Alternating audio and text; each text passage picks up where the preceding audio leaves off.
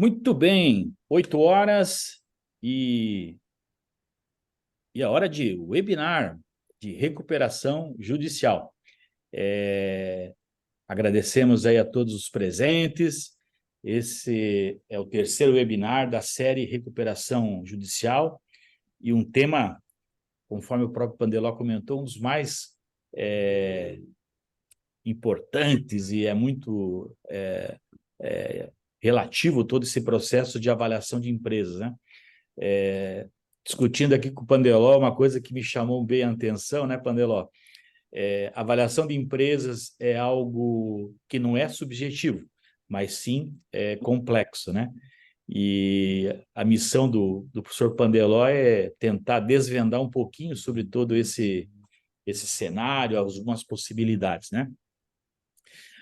Como vocês estão observando, nós estamos gravando aqui o webinar, ele vai das 8 às 8h45, toda quarta-feira, e fiquem à vontade para estar compartilhando com os colegas quando do recebimento do link da gravação.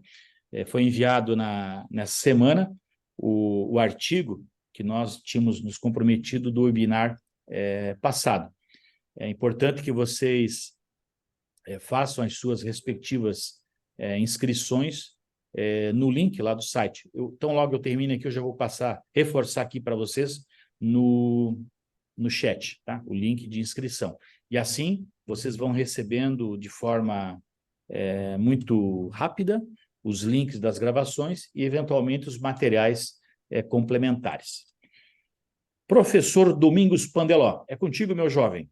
Vamos lá, então. Esse tema de hoje é um tema muito, muito interessante, eu gosto bastante dele. É um tema complexo. Complexo em que sentido? Complexo no sentido de que, para você fazer uma avaliação de empresas, você extrapole muito a área financeira. Acho que por isso que eu gosto tanto desse tema em especial. Para você avaliar uma empresa de forma coerente, você precisa entender o modelo de negócio da pessoa. Então, você transita muito pelo mundo da estratégia, você tem que entrar na operação, você tem que, enfim, você extrapola a área financeira. Então, não é que seja algo difícil, mas é algo complexo. Complexo na medida em que você tem que entender como que a operação funciona, identificar pontos fortes, pontos fracos, para fazer a projeção do fluxo de caixa. Nós vamos falar de alguns métodos aqui, existem vários possíveis, mas um dos mais usados é o fluxo de caixa descontado. E é um método que dá um pouco de trabalho, justamente porque você tem que entender o modelo de negócio para poder projetar os fluxos de caixa. Então, é um tema bem interessante. Vai ser, de certo modo, a última parte, vamos dizer assim, dos módulos relacionados mais a finanças da nossa série de encontros. Nos outros, a gente sai um pouco de finanças, a gente vai ver isso daqui a pouco, né? São 7 encontros, 7 temas. Esse aqui vai ser, como eu disse, o último encontro onde a gente vai focar um pouco mais em finanças. Nós já vimos aqui a parte de finanças corporativas, que foi o primeiro encontro. Depois nós vimos análise econômico-financeira para recuperação judicial, que também é interessante, porque a gente vai ter que apresentar no curso do processo os balanços e, por que não dizer, esse terceiro encontro, avaliação de empresas, é super importante, porque, de certa forma, a avaliação de empresas mostra quanto vale a empresa. Mas por que isso é importante? Porque a hora que eu faço a avaliação, eu posso mostrar que, de repente, ela não está tão bem hoje, mas que ela tem muito potencial lá na frente. Então, conhecer algumas técnicas de avaliação de empresa pode ser interessante nesse sentido, para que na petição inicial ou que na negociação com os credores, a pessoa que esteja conduzindo o processo possa mostrar algumas informações adicionais e convencê-los disso. Na próxima semana, um tema muito interessante, teoria da decisão e recuperação judicial. Aqui a gente foge um pouco da parte financeira, embora tenha alguns fundamentos aí interessantes, mas aqui a gente vai ver como fazer análise para tomada de decisão que envolvam multicritérios. Então, são decisões mais complexas. Então, já tem alguma relação pequena ainda, mas tem com o próximo módulo, que é a teoria dos jogos. E a gente vai adaptar a teoria dos jogos para a recuperação judicial. Também é outro tema bem interessante. Esses dois temas, o quarto e o quinto encontro, raramente são discutidos na área de direito, né, com esse enfoque que a gente vai dar. Aí tem o sexto encontro, que é plano de negócios e recuperação judicial. Nesse sexto encontro eu vou falar basicamente o que é um plano de negócio. Porque, de certa forma, o plano de recuperação judicial não deixa de ser um plano de negócio, onde você quer mostrar a viabilidade da operação. E o último encontro, a gente vai falar um pouco dos aspectos jurídicos que envolvem aí a recuperação judicial. Então, são vários temas, a gente vai integrar todos esses temas para que fique um todo aí coerente para vocês, né? Então, esses são os principais pontos aí que eu queria destacar antes de nós começarmos aqui. Bom, vamos lá então. O que a gente vai falar hoje é sobre avaliação de empresas, né? Isso aqui é muito usado para várias coisas. Isso aqui é usado, por exemplo, o empresário pode usar isso para vender a empresa, o outro pode usar para comprar a empresa, ou você pode usar para fazer uma operação de cisão, fusão, aquisição, uma série de fatores. Ou você pode fazer isso mesmo no decurso do processo de gestão da empresa. Eu quero... Porque fazer uma avaliação de empresas me obriga, como eu já disse para vocês, a entrar a fundo no modelo de negócio, a tentar entender a operação.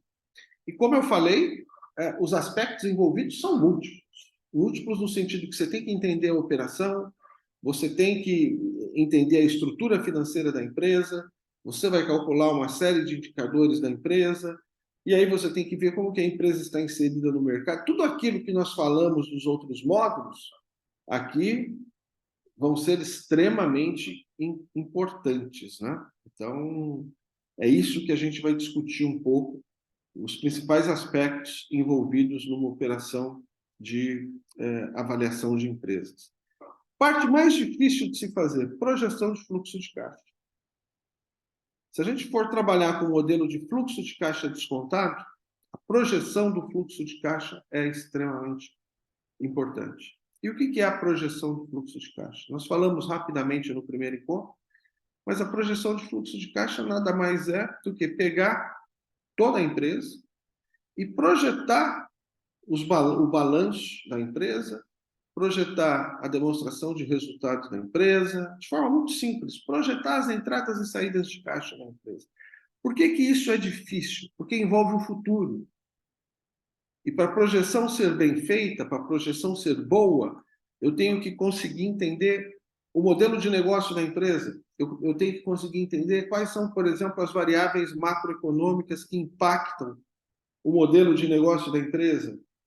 Eu tenho que conseguir entender, por exemplo, qual é a taxa de desconto que eu vou descontar esses fluxos de caixa. Isso nós vimos no primeiro encontro. Então, não é uma coisa tão simples. Isso aqui extrapola e muito a área financeira, né? Projeção de fluxo de caixa é algo extremamente importante. Eu coloquei esse slide aqui só para a gente rever algumas coisas e pensar em outras.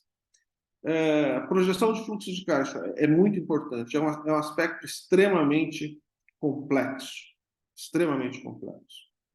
Extrapola a área financeira. Por que extrapola a área financeira? Porque eu tenho vários outros aspectos a considerar além do financeiro. Como eu disse no primeiro encontro, o resultado financeiro de uma empresa, ele é consequência. Ele é consequência dos erros e acertos que a empresa faz ao longo da gestão. O resultado financeiro não existe por si só, ele é decorrente da operação. O terceiro item aqui é importante. eu comentei isso já com vocês também, é muito importante eu incorporar outros aspectos, como os estratégicos, que eu já falei, mercadológicos, que eu já falei, tecnológicos, mas tem outros além desses, que eu nem comentei aqui, aspectos legais, regulatórios, né? Os concorrenciais que estão dentro dos mercadológicos, mensuração da volatilidade dos fluxos de caixa, tem um errinho de digitação aqui. Volatilidade dos fluxos de caixa. O que significa isso? Volatilidade dos fluxos de caixa. Entender como é que varia o meu fluxo de caixa. Isso tem um pouco a ver com o risco do negócio. Alguns negócios têm um fluxo de caixa super sensível, outros não. Eu pego, por exemplo, vou analisar a indústria A versus a indústria B. Então, a indústria A é uma indústria super estável. Aconteça o que acontecer no mundo,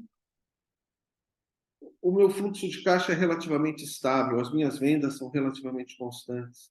A empresa B, por sua vez, é super volátil. Qualquer coisinha que aconteça na economia ou no mundo, os fluxos de caixa oscilam muito, para mais ou para menos. Óbvio que a empresa B tem um risco muito maior do que a empresa A. Eu preciso entender isso, né? Eu preciso perceber isso. Quando a gente vai fazer a avaliação do negócio, não estou nem falando avaliação de empresa, avaliação do negócio, para entender o risco do negócio, eu preciso entender isso de forma muito, muito importante.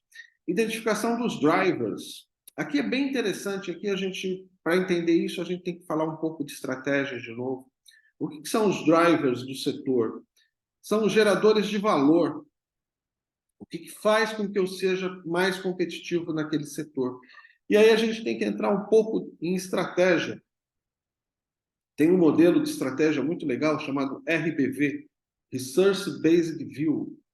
Não sei se vocês, se alguém já teve conhecimento ou já teve contato com esse modelo, mas é um modelo muito, muito interessante, porque ele fornece algumas ferramentas muito bacanas para a gente avaliar o negócio.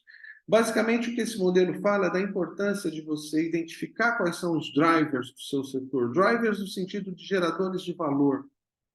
Então, para você ter uma vantagem competitiva sustentável, ou traduzindo em finanças, para você ter uma rentabilidade acima da média, você precisa ter pelo menos um driver, pelo menos alguma coisa que te diferencie dos demais.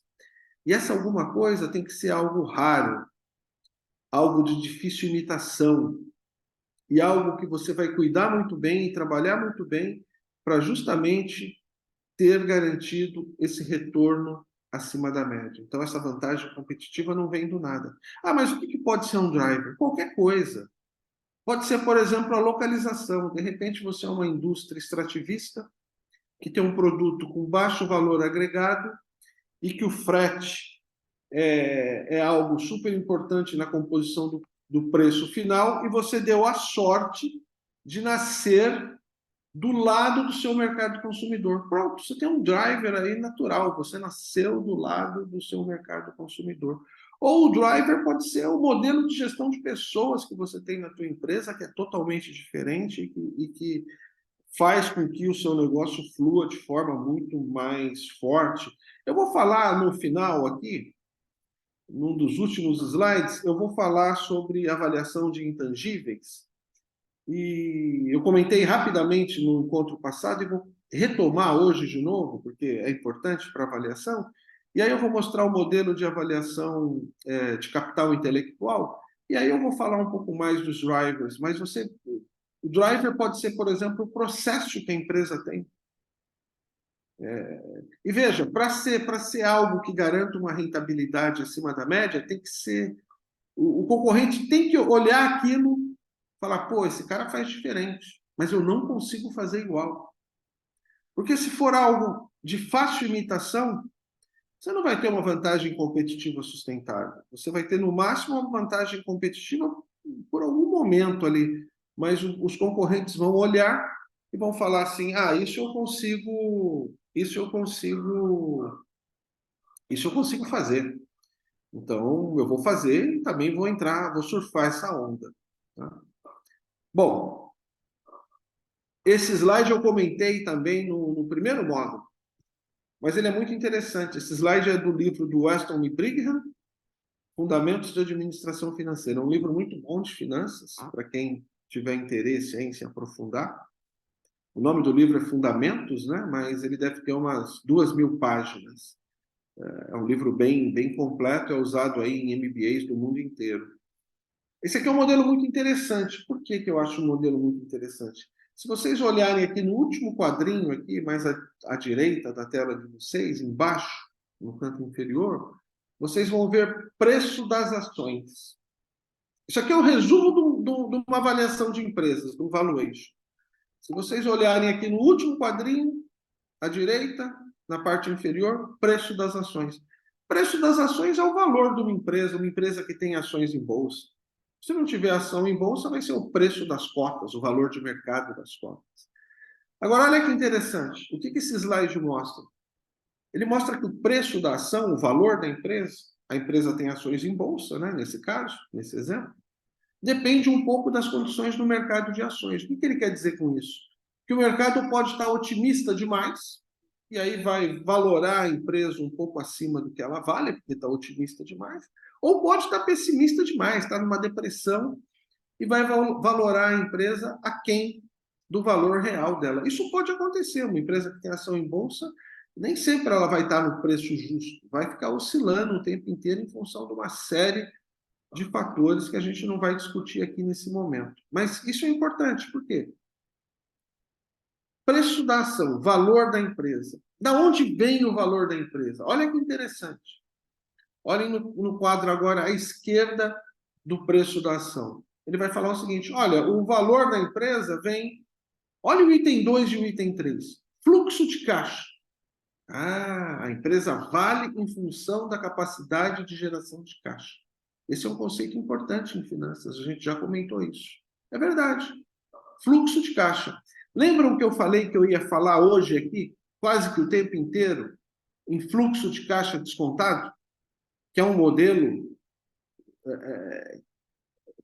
DFC, DCF, Discounted Cash Flow, ou fluxo de caixa descontado, FCD, não importa como vocês chamam. Fluxo de caixa descontado. É um dos modelos mais usados para avaliar a empresa. Olha que interessante. Então, o preço da ação, o valor da empresa, vem ao item 2, do fluxo de caixa. É verdade. Olha o item 3, risco do negócio. Esse risco do negócio vai determinar a taxa de desconto. Nós falamos no primeiro encontro, tal do WACC, WACC, custo médio ponderado de capital. Quanto custa na média cada real que a empresa toma para financiar a sua operação. Isso está aqui dentro, está embutido aqui no risco do negócio. Agora tem o item 1, que em tese, do ponto de vista conceitual de finanças, nem deveria estar aí. O que é o item 1? O item 1 está falando o seguinte, olha, o preço da ação também depende do lucro. Em tese, não deveria depender. Por quê? Porque a gestão de lucro é uma gestão de curto prazo. O que você deveria fazer é uma gestão de caixa, olhando no longo prazo. Porque a empresa pode maximizar o lucro e está destruindo o valor. Mas é interessante isso, porque aqui a gente tem uma fronteira entre a teoria e a prática. Apesar de, na teoria, se dizer que o lucro não deve ser olhado, você deve olhar, sim, a capacidade de geração de caixa e o risco do negócio, na prática, o lucro é importante. Então, num plano de recuperação judicial, você mostrar que, de alguma forma, aquele teu plano de negócios vai trazer algum grau de lucro, de lucratividade, de tal forma a dar mais segurança para o mercado, pode ser importante. Veja, está aqui. O Weston e Brigham colocaram aqui. Isso é muito interessante. Porque se fosse usar a teoria pura de finanças, a gente riscaria o item 1, ficaria só no 2 e no 3. Agora, olha outra coisa interessante nesse slide. Esse slide dá para passar o dia falando nele. Nível da atividade econômica. Isso é muito interessante. Isso está mostrando o quê? O fluxo de caixa da empresa ou da operação, o risco, vai depender do nível de atividade econômica. A economia está bem, está mal, está crescendo, não está, a taxa de câmbio está aumentando, diminuindo, inflação. nível de renda. Claro, cada negócio vai ser impactado por uma variável econômica, uma ou um conjunto de variáveis econômicas. Nem todos os negócios vão ser impactados pelas mesmas. Por isso que nós temos que identificar como é que mudanças no cenário macroeconômico, nas restrições externas, que é o primeiro quadradinho aqui do nosso slide, vão impactar o fluxo de caixa. Agora, olha que interessante. O fluxo de caixa vai depender da estratégia adotada. E a estratégia adotada, por sua vez, depende das restrições externas. O que isso quer dizer? O seguinte, na hora de adotar a minha estratégia, tomar as minhas decisões no âmbito interno da empresa, eu tenho que olhar o macroambiente e o ambiente competitivo. Eu tenho que olhar o cenário externo. Pessoal, isso é extremamente importante. Eu não posso traçar minha estratégia como se eu estivesse na Lua e não fosse impactado por nada no planeta Terra. Eu tenho que considerar as restrições externas. Restrições podem ser macroeconômicas, legais, regulatórias, de grupos de pressão, não importa, eu tenho que considerar isso. Para quê? Para que a minha estratégia seja mais adequada no sentido de maximizar o valor da operação. O objetivo final do gestor financeiro é maximizar o valor da operação. Então, esse slide é um slide muito interessante. Ele resume muito aqui do que nós estamos falando hoje, tá bom? Muito bem. Principais métodos de avaliação. Existem vários, tá? Eu vou falar basicamente do fluxo de caixa descontado, mas eu posso fazer análise de múltiplos, que é muito fácil fazer. E existe ainda o modelo de análise usando opções, são as chamadas opções reais. Isso aqui é interessante para alguns negócios. Isso aqui é interessante para empresas que estão em fase pré-operacional, empresas extrativistas, empresas que têm um fluxo de caixa negativo no início da operação, que estão começando. Para alguns negócios, a teoria das opções é muito interessante. Se você usar a teoria das opções, a gente diz que empresas que tenham características de opções no seu negócio, elas têm algo que a gente chama flexibilidade gerencial. E isso aumenta o valor do negócio.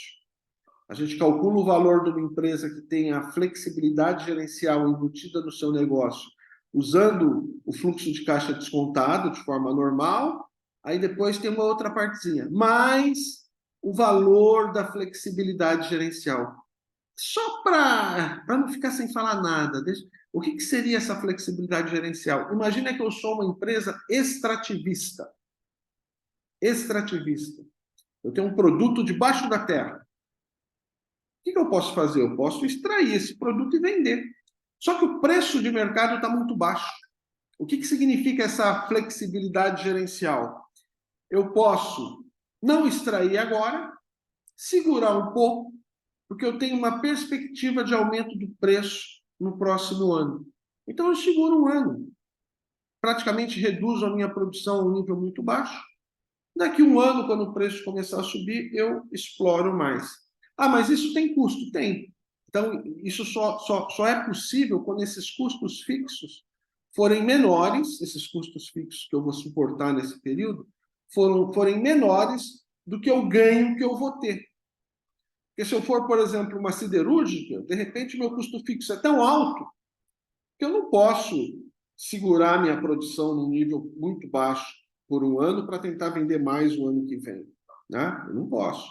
Então, tem algumas análises que a gente faz, mas flexibilidade gerencial é basicamente isso. Então, o primeiro modelo é o fluxo de caixa descontado. Esse modelo, conceitualmente, é muito simples. Na prática, é complexo, porque a gente tem que projetar todos os fluxos de caixa, todas as entradas e saídas de caixa, projetar por um período bastante longo. A gente tem um período que a gente chama período de projeção explícita. E esse período pode variar, pode ser 3 anos, 5 anos, 10 anos, vai depender do negócio. Se é mais estável, menos estável, se é mais maduro, menos maduro. E depois do período de projeção explícita, a gente calcula o que a gente chama de perpetuidade. E aí, trago todas essas projeções a valor presente, passo a régua e chego no valor da empresa. Então, é um modelo simples do ponto de vista conceitual e extremamente complexo do ponto de vista prático. Porque imagina, eu vou ter que projetar resultado. Imaginem vocês projetar resultado para a empresa de vocês por 10 anos, por 20 anos, por 5 anos. Projetar linha a linha do balanço, para depois tirar o fluxo de caixa daí. Não é tão simples. Eu tenho que entender muito bem o negócio, eu tenho que entender muito bem quais são as variáveis que impactam o meu negócio. O modelo de múltiplos é muito simples, muito simples. Normalmente eu tenho uma variável contábil ou do negócio e uma variável do mercado. Por exemplo, tem um índice famoso chamado preço-lucro. Preço-lucro, vocês já devem ter ouvido falar. O PL da empresa, o preço-lucro. E aí, o que eu faço? Então, eu sou uma empresa do setor de educação. Quero avaliar a Sustentare. A Sustentare tem o balanço dela. O Cidral tem o balanço dele. Então, ele sabe qual foi o lucro dele em 2022. Então, o lucro ele tem, olha o índice, PL, preço dividido por lucro. Ele sabe qual é o lucro dele.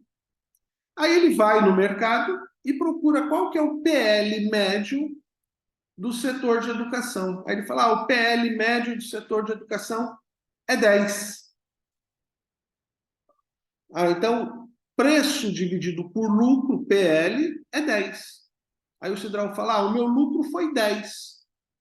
Se meu lucro foi 10, qual que é o meu preço? 10 vezes 10. Como o PL é 10, 10 vezes 10, 100. Meu preço é 100. Então, é muito simples calcular. Simples demais. Óbvio que, por ser simples demais, leva, muitas vezes, a valores muito distorcidos. O que a gente diz em múltiplo é que dá para comparar relativamente bem, com relativa precisão, quando os negócios forem comparáveis. Então, se eu vou comparar a Sustentare com a Anhanguera, com o grupo Anhanguera, eu tenho que parar e pensar, Sustentare é parecido com a Anhanguera? O modelo de negócio é parecido? Porque se não for, pode dar alguma distorção. O que eu faço em geral quando eu faço um laudo de avaliação? Eu calculo o preço-lucro, mas eu uso sempre o fluxo de caixa descontado.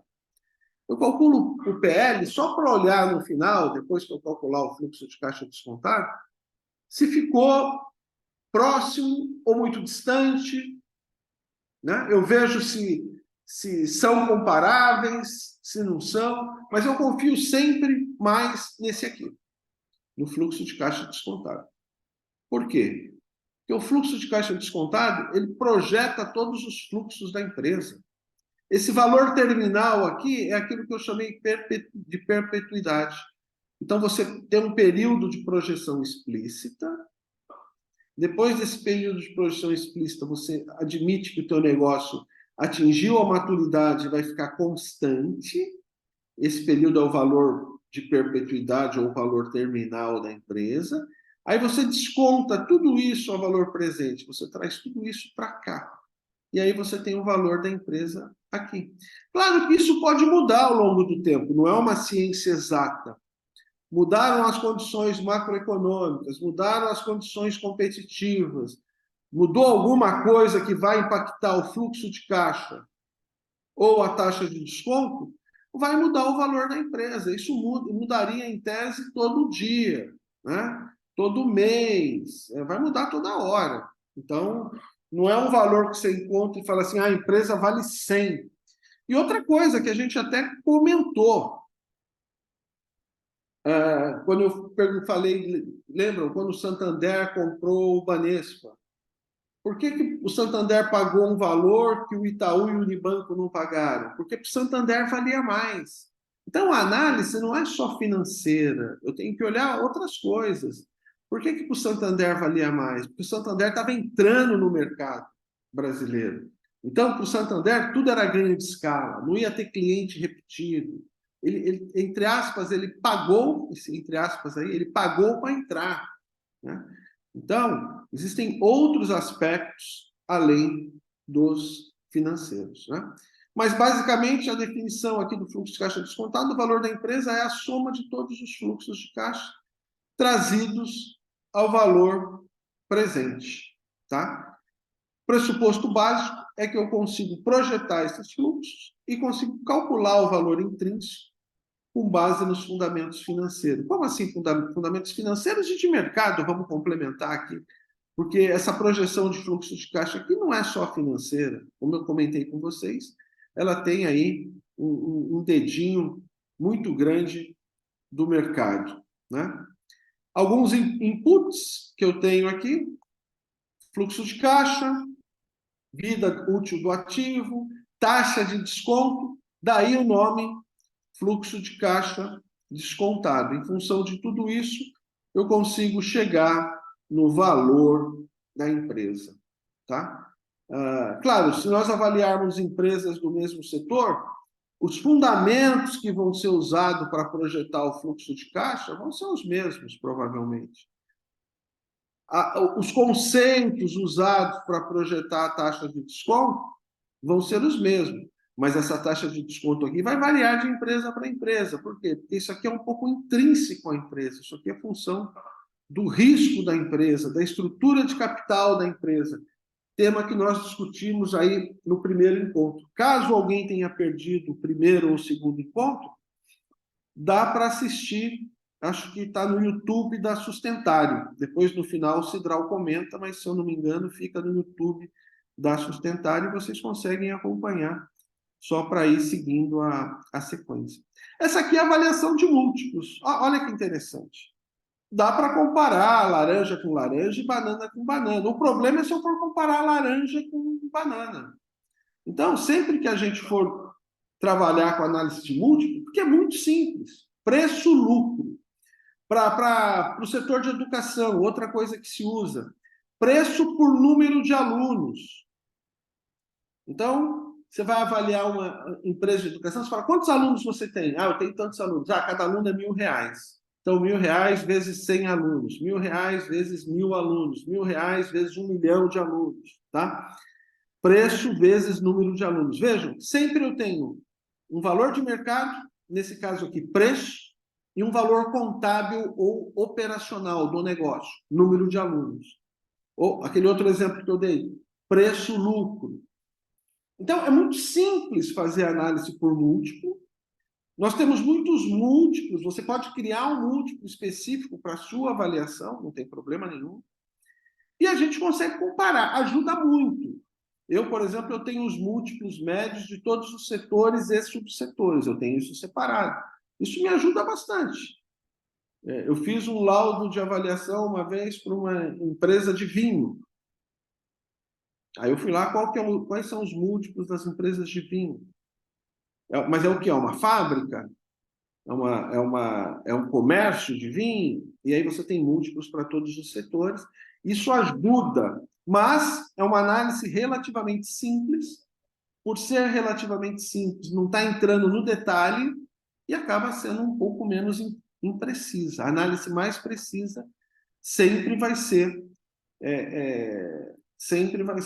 o fluxo de caixa descontado. Uma coisa interessante aqui dessa análise é que ela pega valor de mercado. Então, pega o valor que está sendo negociado, por exemplo, as ações de empresas desse setor. Empresas do setor de educação estão sendo negociadas por quanto? Então, de certa forma, tem o ajuste que o mercado está fazendo naquele momento para o seu negócio. Pode ser interessante. Fusões e aquisições. Isso aqui pode ser interessante também no caso de recuperação de empresa, até porque numa recuperação de empresa, dentro do plano de recuperação, pode estar a venda de parte da empresa, pode estar a incorporação de parte da empresa, pode estar... Enfim, tem uma série de instrumentos de mercado que podem ser feitos. E aí eu vou falar um pouco nesses minutinhos finais aí sobre esse tipo de operação. Isso aqui também dá um curso. Quem tiver interesse nesse tema, eu vou indicar um livro que não é de finanças, é de estratégia. É o livro de estratégia do HITT, H-I-T-T, Estratégia Empresarial. Ele tem vários, inclusive esse material aqui eu preparei com base no livro do HITT. Ele tem vários artigos, vários capítulos sobre operações de fusões e aquisições. E é um livro legal porque ele tem um viés muito financeiro, né? Bom, aqui alguns pontos conceituais interessantes, né? Existem diversos motivadores para uma operação de fusão e aquisição. O mais bacana é que existem vários estudos, na verdade a maioria deles, mostrando que, em geral, quando você tem uma operação de fusão e aquisição, em vez de criação de valor, você tem destruição de valor. Especialmente para a empresa que compra. A empresa que é comprada normalmente se dá bem e a empresa que compra normalmente se dá mal, né? Claro que a gente nunca sabe o que teria acontecido se não tivesse ocorrido a operação. Então, aqui você tem um viés de análise. E quais são os grandes problemas? A avaliação é complexa, como está aqui, mas não é subjetiva. Acho que o próprio Sidral falou isso, né? Qual que é a grande dificuldade em operações de fusão e aquisição? Normalmente, nós superestimamos os aspectos positivos e subestimamos as dificuldades e os aspectos negativos. E isso faz com que a gente acabe destruindo um pouco de valor, né? Vejam, existem vários motivos para uma aquisição. Eu posso pensar em economia de escala, economia de escopo, integração vertical. Tem integração vertical, horizontal, quero ganhar mercado, conhecimento, ter uma empresa que faz algo que eu não consigo fazer. Se eu fosse começar do zero, ia demorar muito, então eu já faço uma operação desse tipo. Ganhos de monopólio, vou aumentar a minha participação no mercado. Diversificação, não sei se vocês lembram que eu comentei no primeiro encontro que a diversificação é uma maneira de reduzir risco, então, de repente, eu quero operar de forma diversificada, quero ter outros negócios no grupo. Só que diversificação com ações é uma coisa, diversificação com negócios é outra. Então, é muito difícil você operar de forma diversificada e fazer isso bem feito, porque a complexidade é muito grande. Ganhos fiscais, aqui eu estou entrando na área tributária, eu posso comprar uma empresa só de olho no benefício fiscal, nos créditos tributários que ela tem. Então, existem uma série de motivos para aquisição ou para cisão. O que eu estou falando aqui serve para qualquer tipo de operação desse tipo. Como é que é o processo de aquisição, de uma maneira geral? Tem a avaliação, que é o primeiro item, que é o que a gente está falando hoje. Quem está vendendo faz a avaliação para ver quanto que vale na opinião dele. Quem está comprando também faz a avaliação para ver quanto vale na opinião dele. Por isso que os laudos de avaliação têm que ser feitos de forma bem precisa, porque vai ter uma discussão, vai ter uma rodada de negociação. É feita a avaliação, aí vem a oferta. Tem a aprovação. Essa parte aqui é uma parte muito complexa, integração. Aqui é onde normalmente dá problema. Aqui é onde normalmente você tem destruição de valor. Porque não é fácil integrar. E aí, essa não facilidade na integração pode envolver muita coisa. Pode envolver, por exemplo, a parte de tecnologia. São sistemas diferentes que não se falam. Beleza, pode ser isso. Mas pode envolver até aspectos culturais, de cultura interna das empresas. Isso pode ser extremamente complicado. Então, como eu disse, nem sempre você agrega valor. Muitas vezes você tem destruição de valor na hora que você vai incorporar. Então, essas operações de fusão, aquisição, cisão, tem que se tomar muito cuidado, né? Então, em primeiro lugar, eu tenho que saber exatamente o que eu quero. Por que eu estou fazendo essa operação? Né? Por que eu estou fazendo essa operação? Será que vale a pena fazer essa operação do ponto de vista estratégico? Esse é o primeiro ponto. Segundo ponto, quais são os direcionadores de sucesso numa operação de fusões e aquisições? O que pode dar errado? Isso é uma coisa que eu gosto de fazer. Sempre que eu estou analisando algum caso, alguma coisa, eu gosto de olhar o que pode dar errado. Ou o que já aconteceu de errado nisso. Porque aí você aprende com o erro dos outros. Então, quais são os direcionadores de sucesso numa operação de fusão e aquisição? Né? O que pode dar errado? O que eu tenho que saber? Quais são as melhores práticas? Veja, isso aqui é aprender com o que deu certo e com o que deu errado. Isso aqui é extremamente importante em operações desse tipo. Até porque depois que você entra numa operação dessa, não dá para sair. Ou o custo de saída é muito alto. Tem um artigo do Michael Porter, bem interessante. Muita gente deve conhecer o Michael Porter, aí, deve ter lido alguma coisa dele. É um pesquisador na área de estratégia.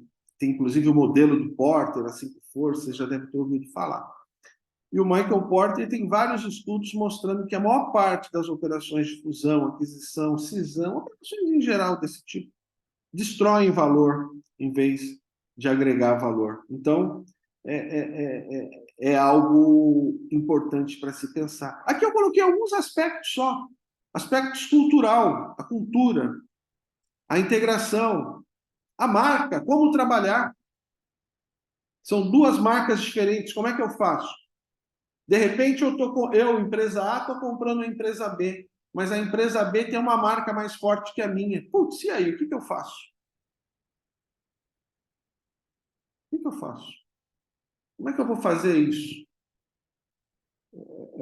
Isso já aconteceu. Por exemplo, eu não sei se vocês lembram, tem uma empresa americana de aviação chamada American Airlines. Ela foi comprada pela Continental. Só que o nome ficou American, porque a América é mais forte. Então, quando você compra uma outra marca que o nome é mais forte, você fala, caramba, e agora? O que eu faço? Eu comprei, mas como é que eu vou fazer com a marca? Então, tem aspectos organizacionais, aspectos mercadológicos, tem aspectos regulatórios, porque aqui a gente tem órgãos que regulam, por exemplo, o CAD. Será que eu vou ter uma parte muito grande do mercado? Será que eu vou ter que tirar alguma coisa? Como é que eu vou fazer isso? Então, tem muita coisa para a gente considerar. E tem ainda os aspectos estratégicos, né? Porque o que eu quero é a vantagem competitiva. O que é a vantagem competitiva? É o que vai fazer com que a empresa tenha uma vantagem competitiva sustentável. Como é que eu vou me diferenciar da competição? Como é que eu vou maximizar valor? E aí? Como é que eu faço? Eu posso ter vários tipos de vantagem. Eu posso ter uma empresa que trabalha com custo baixo. Eu coloquei esse exemplo da TAM e da Gol. Hoje em dia, talvez não seja tão forte, porque no começo a TAM era um tratamento diferenciado e a Gol era mais uma empresa de baixo custo, tipo a Southwest nos Estados Unidos. Mas a Southwest nos Estados Unidos é um bom exemplo, porque ela mantém o modelo dela. Né? Então, eu posso me posicionar onde eu quiser, desde que eu tenha uma estratégia consistente para isso. Hipermercados e lojas de conveniência. Loja de conveniência eu vou pagar mais caro, mas talvez eu tenha produtos de melhor qualidade, aquele produto que eu não acho em lugar nenhum, eu vou achar ali. No hipermercado vai ser mais barato, então um vai ter um giro maior, uma margem menor, outro vai ter um giro menor, uma margem maior. E aí eu vou me posicionar aonde eu conseguir trabalhar melhor, aonde eu tiver uma vantagem competitiva maior. Aqui alguns tópicos especiais, só para não ficar sem falar nada. Projeção de fluxo de caixa eu já falei, é o aspecto mais importante. Nós discutimos no primeiro encontro. Quem perdeu o primeiro encontro, dá uma olhada para revisar isso. É extremamente complexo. Por que é extremamente complexo? Porque eu tenho que considerar, entender o modelo de negócio, entender quais são as variáveis críticas, para a partir daí projetar tudo. Taxa de desconto, nós também vimos no primeiro encontro, quando nós falamos de estrutura e custo de capital. também, por favor, quem perdeu, dá uma revisada. Mas aqui vai ser a taxa que eu vou descontar esses fluxos de caixa. E essa taxa que eu vou descontar os fluxos de caixa é uma das taxas mais importantes de finanças. Custo médio ponderado de capital. Vai me dar uma ideia de quanto custa, na média, cada real que eu tomo para financiar a minha operação. O cálculo da perpetuidade, o que é isso? Vou projetar o fluxo de caixa, vai ter um período chamado período de projeção explícita.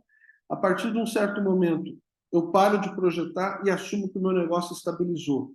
Esse momento em que meu negócio estabilizou, vai dali até o fim do mundo, é a minha perpetuidade. E aí eu desconto isso também pela taxa de desconto. Modelo de opções aplicado ao valuation, eu comentei rapidamente com vocês no começo. Quem chegou depois, dá uma olhadinha no começo, que está gravado. É quando você tem flexibilidade gerencial. Então, isso tem valor. Tá? Para calcular a flexibilidade gerencial, você usa os cálculos do modelo de opções mesmo, opções financeiras.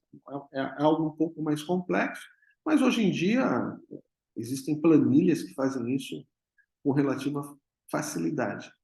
Esse modelo aqui, APV, eu coloquei aqui só para fazer uma referência para vocês. APV, o A é de Adjusted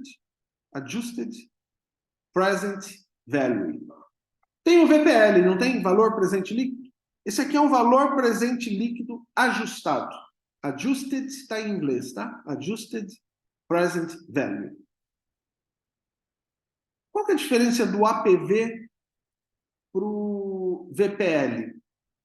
No VPL, eu pego todos os fluxos de caixa de todos os projetos da empresa e desconto pela mesma taxa. No APV, não. O APV é mais apurado, vamos dizer assim. O que eu faço no APV? Eu pego os projetos e desconto por taxas que reflitam os riscos daqueles projetos. Vocês concordam que nem todos os projetos nas empresas têm o mesmo risco? Então, aqui, em vez de trabalhar com uma taxa de risco média, eu pego a taxa de risco específica daquele projeto. Isso pode ser interessante. É mais apurado o valor calculado assim. Dá um pouco mais de trabalho, porque eu vou ter que fazer umas continhas a mais aí, mas eu estou descontando o fluxo de cada projeto, não pela taxa média da empresa, mas pela taxa de risco específica daquele projeto. Dá para calcular isso? A gente vai ter que calcular aquele coeficiente beta que eu falei no primeiro encontro, que é uma medida de risco. A gente vai ter que calcular o beta para cada projeto, dá para fazer isso também. É um pouco mais sofisticada a análise, mas, por ser mais sofisticada, ela é mais real. Então, tá aí, é um ponto adicional aí para vocês. Rapidamente, só para finalizar, a avaliação de intangíveis, eu já tinha comentado isso aqui, são slides que nós já vimos no outro módulo. Avaliar não é fácil, existem vários métodos, muitas limitações. Já comentei essa questão do Banespa, já comentei a questão do Google, quando eu falei dos ativos intangíveis. Existem modelos para avaliar ativos intangíveis. Isso é muito importante, porque algumas empresas, o valor delas não vem de ativos tangíveis, vem de intangíveis. Então, a gente precisa avaliar intangível. Não sei se está o professor André aqui hoje. O professor André é professor do Instituto Federal aqui de Bragança Paulista, e ele vai dar uma disciplina o semestre que vem que vai falar sobre capital intelectual, né? Ele estava no último encontro, eu conversei com ele. Vejam, olha que interessante. Último slide. Valor de mercado, valuation, capital financeiro. Isso aqui era só o que a gente usava. A gente só olhava o capital financeiro. Só olhava isso. Olhava também o capital humano, o capital de clientes, mas basicamente capital financeiro. O que entra quando você olha o intangível? O capital intelectual aqui é o intangível. Eu vou olhar o capital estrutural. O que tem de importante no capital estrutural? Capital de clientes. Quem são os meus clientes? Como que é a minha relação com esses clientes? Qual o grau de fidelização desses clientes? Esses clientes mudariam para um concorrente de uma hora para outra, ou não, ou eles são realmente fidelizados. Capital organizacional, aqui é muito importante. Qual é o meu capital de inovação? Qual a minha capacidade de inovar? É gigantesca, eu estou sempre inovando. Ou não, eu tenho uma dificuldade de inovar muito grande. Capital de processos, como é que eu estruturo os meus processos? Eu falei agora há pouco da Southwest, que é uma empresa americana de baixo custo, e que é muito difícil copiar o modelo de negócio dela. Por quê? Porque ela tem um capital intelectual muito forte, ela tem um capital organizacional muito forte, ela tem um capital de processos muito forte. O que ela faz, você olha, não parece difícil, mas quando você vai tentar fazer, você não consegue.